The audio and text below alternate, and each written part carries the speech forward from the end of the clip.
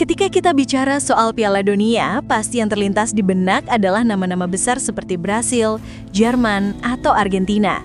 Tapi siapa sangka, ada satu tim kecil yang tiba-tiba ikut diperbincangkan karena punya peluang untuk tampil di Piala Dunia 2026 nanti. Tim itu adalah San Marino, negara mikro di Eropa yang selama ini dikenal sebagai tim dengan peringkat paling bawah dalam ranking FIFA. Selama bertahun-tahun, San Marino jadi bahan candaan di dunia sepak bola. Namun kini, untuk pertama kalinya dalam sejarah, mereka punya celah menuju panggung terbesar dunia. Kok bisa? San Marino sendiri merupakan negara mungil yang terletak di tengah wilayah Italia, dengan populasi hanya sekitar 30.000 orang. Basis pemainnya mayoritas masih semi-profesional, bahkan beberapa dari mereka punya pekerjaan lain di luar sepak bola. Dalam sejarahnya, San Marino jarang sekali mencatat kemenangan. Mereka sering kalah dengan skor telak, bahkan mencatat salah satu rekor kebobolan terbanyak di Eropa. Tapi pada akhir tahun 2024 lalu, sesuatu yang luar biasa terjadi. Untuk pertama kalinya, San Marino berhasil menjuarai grup di UEFA Nations League Divisi D dan berhak promosi ke Liga C. Mereka mengalahkan Liechtenstein dengan skor 3-1, kemenangan yang menjadi momen bersejarah karena ini kali pertama mereka mencetak lebih dari 1 gol di ajang kompetitif. Lalu bagaimana kemenangan di Nations League ini bisa membuka peluang mereka ke Piala Dunia? Nah, sejak sistem UEFA Nations League diperkenalkan, kompetisi ini bukan cuma sekedar turnamen tambahan, tapi juga menjadi jalur alternatif menuju turnamen besar seperti Euro dan Piala Dunia.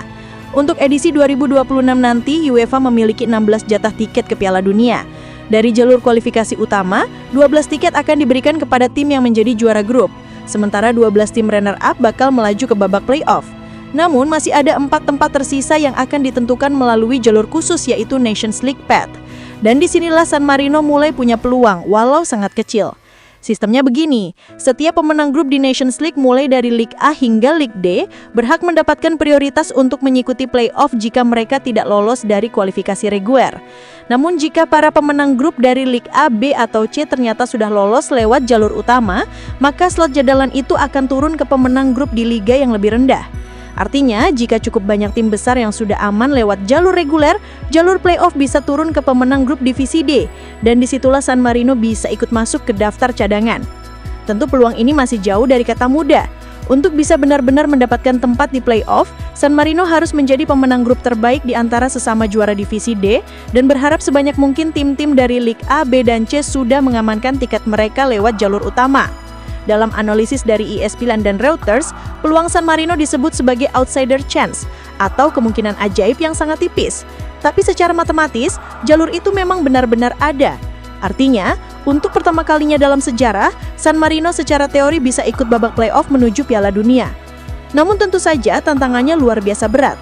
Mereka tetap berada di grup kualifikasi bersama tim-tim kuat seperti Austria, Rumania, dan Bosnia. Bahkan mencuri 1 poin saja dari grup ini sudah dianggap sebuah prestasi besar.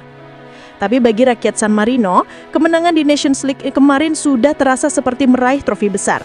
Karena dari tim yang selama 20 tahunan selalu kalah, kini mereka bisa bicara tentang peluang menuju Piala Dunia walaupun hanya setipis benang. Jadi, apakah San Marino benar-benar bisa lolos ke Piala Dunia 2026? Jawabannya secara realistis hampir mustahil, tapi bukan berarti tidak mungkin.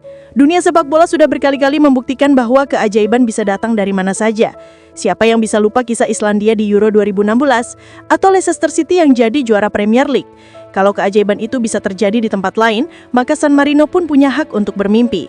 Setidaknya kemenangan mereka di Nations League kemarin telah membuka lembaran baru. Dari tim yang dulu selalu menjadi bahan olokan, kini mulai dihormati sebagai tim yang tak pernah berhenti berjuang.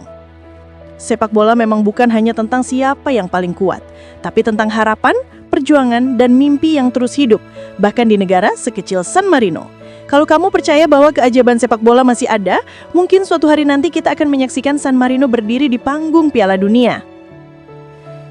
Terima kasih sudah menonton.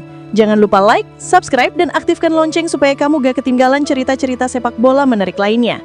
Sampai jumpa di video berikutnya.